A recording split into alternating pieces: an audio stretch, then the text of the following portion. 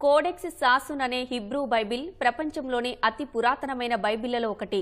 1100 ఏళ్ల నాటి ఈ బైబిల్ను అమెరికాలోని న్యూయార్కులో అమ్మకానికి పెడితే 300 కోట్ల రూపాయలకు పైగా ధర పలికింది. చేతితో రాసిన ఈ బైబిల్ వేలంలో ప్రపంచంలోనే అత్యధిక ధర పలికిన రాతపత్రుల్లో ఒకటిగా నిలిచిందని నిర్వాహకులు అంటున్నారు. అమెరికాలోని న్యూయార్క్లో 1100 ఏళ్ల నాటి హిబ్రూ బైబిల్ వేలంలో దాదాపు 313 కోట్ల 68 లక్షల రూపాయలకు అమ్ముడైంది. చేతితో రాసిన ఈ బైబిల్ ప్రపంచంలోని అత్యంత పురాతన బైబిళ్లలో ఒకటిగా ఖ్యాతినార్జించింది. కోడెక్స్ సాసున్ అనే ఈ హిబ్రూ బైబిల్ను రొమేనియాలోని మాజీ యుఎస్ రాయబారి ఆల్ఫ్రెడ్ హెచ్ మోసెస్ కొనుగోలు చేశారు.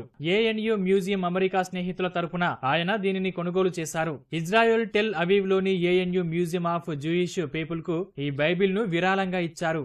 వేలానికి ముందు ప్రపంచ పర్యటనలో భాగంగా గత మార్చిలో ఏఎన్యు మ్యూజియంలో ఈ బైబిల్ ను ప్రదర్శనకు ఉంచారు. వేలంలో అత్యధిక ధర పలికిన రాత ప్రతుల్లో ఈ బైబిల్ ఒకటని నిర్వాహకులు తెలిపారు. రాత ప్రతుల్లో 2021లో అమెరికా రాజ్యాంగం దాదాపు 400 కోట్ల రూపాయలకు పైగా ధర పలికింది. లియోనార్డో డా విన్సీ రాసిన కోడెక్స్ లిసెస్టర్ 1994లో జరిగిన వేలంలో అప్పట్లోనే 300 కోట్ల రూపాయలకు పైగా అమ్ముడైంది. కోడెక్స్ సాసున్ త్వరలోనే ఇజ్రాయెల్ కు శాశ్వతంగా తిరిగి రానుందని నిర్వాహకులు వెల్లడించారు.